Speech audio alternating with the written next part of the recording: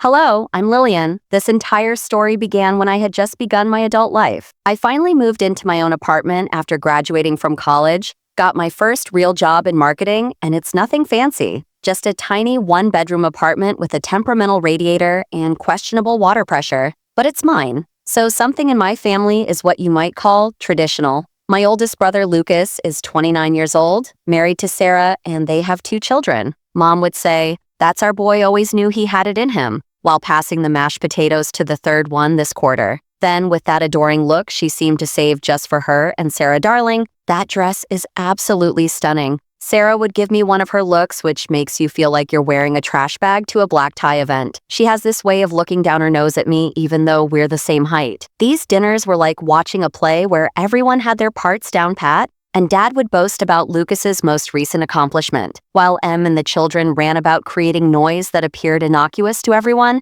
I would sit there feeling more like a prop than a real person. Mom was informed during one of these meals that Sarah was planning another charity extravaganza. She has become such a cornerstone of the community, like the daughter I never had. I almost choked on my wine at that one. I was sitting right there, yet still I may as well have been invisible. Her pride was evident in every word. When the roast was finished, the kids were actually sitting still for once, and the usual chorus of Lucas's praises had just subsided. Mom and Dad exchanged one of those looks parents give each other when they're about to make some big announcement. "We have something important to tell you all," Dad said, clearing his throat, and he looked at Mom, who nodded encouragingly. Sarah gave me another one of her condescending looks, probably because she noticed that my mascara wasn't designer brand or whatever else she found lacking about me that day. When we had made our decision, Mom started to smooth her handkerchief in that apprehensive manner, and my fork stopped halfway to my lips. "We've decided," Dad said in a strong and definite voice, "to give everything to Lucas, including the home,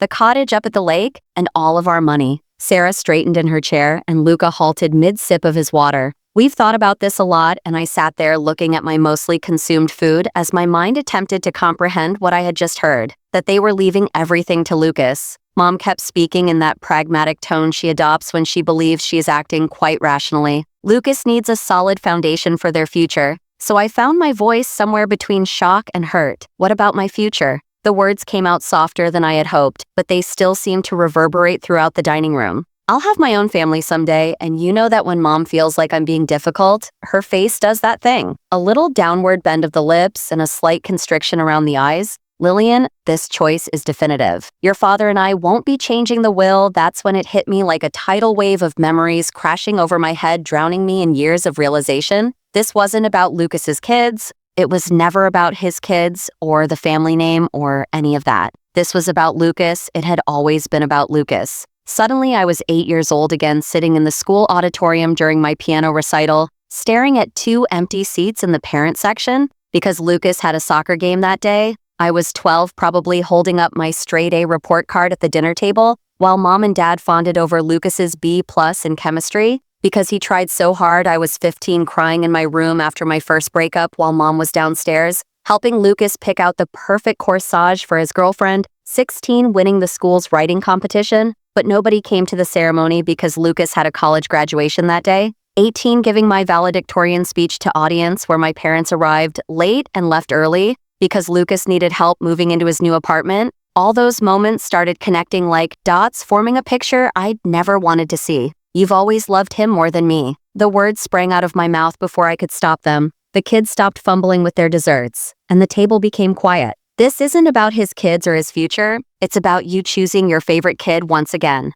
Mom's face became white. "That's absurd, Lillian. We love both of our kids equally." When I asked, "When have you ever used that name, and when did you ever choose me above him?" I said, pushing my chair back from the table, "I'm done pretending we're this perfect family where everyone is loved equally. I'm done trying to earn the attention you've always given him freely. I'm done with all of it." The silence that followed was deafening. Mom and Dad probably exchanged glances, but I knew they couldn't come up with any examples. "You're being selfish if you expect me to continue playing the role of the grateful second-best child and to attend any more family dinners." Lillian Mom's face turned red with rage, and Mercenary said, "You only care about money." "This isn't about money," I said, my voice trembling with emotion. "This is about respect. You've made it very clear that you don't think of me as your daughter, and you expect me to continue to show up smiling and acting like everything is fine." Lucas sat there in awkward silence. gazing at his plate as if it had the solutions to this disaster. But Sarah, of course, couldn't remain silent. "You're being absurd." In that patronizing tone,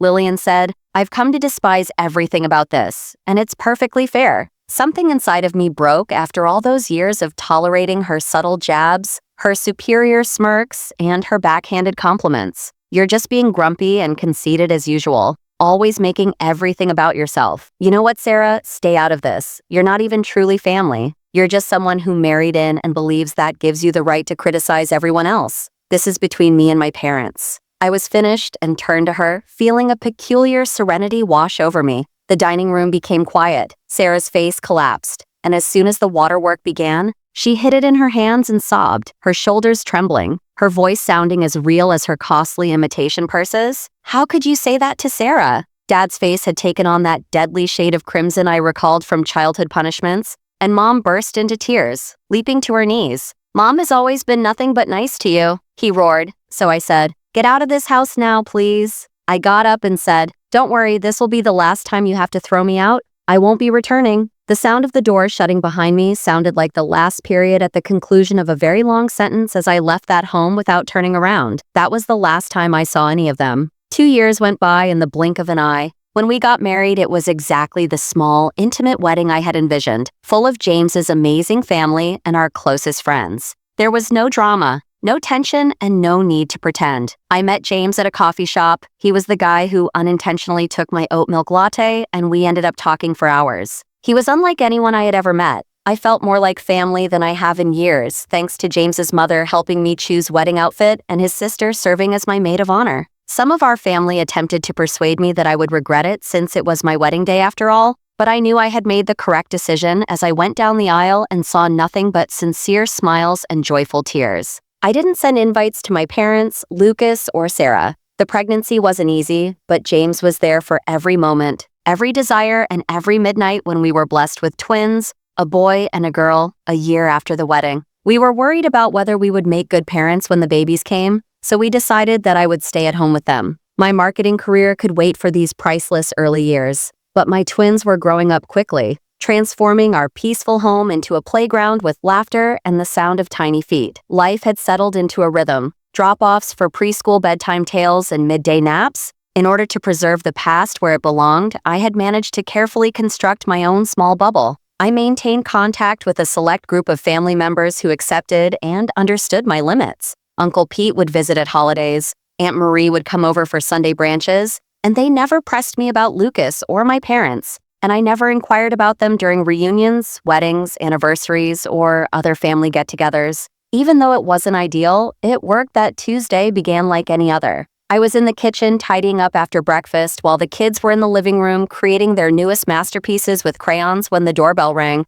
and I thought it was the Amazon delivery I had been anticipating instead. I would politely decline if I knew my parents would be there, and occasionally I would host small get-togethers at our house where I could control who came through my door. My folks were waiting there when I opened the door. "We've missed you a lot," Lillian's mother said in a wavering voice. I clutched the doorframe, my knuckles turning white. Someone must have given them my address. She was probably Cousin Rachel, and during her last visit, she had been hinting at family reconciliation. After 7 years of silence and expecting to walk into my life and into my children's lives, they exchanged a look that was the same look they'd shared at that last dinner 5 years ago. I could sense that something wasn't quite right. So I asked, crossing my arms and asked, "Why are you really here?" Dad shuffled uneasily on his feet and looked about, but at me, he eventually cleared his throat. "Lillian, something happened. Sarah had been unfaithful to Lucas for years, and it seemed like her mother was crying uncontrollably when Lucas discovered her with someone else. He had the kids tested, and when the DNA results were revealed, she fought back a sob.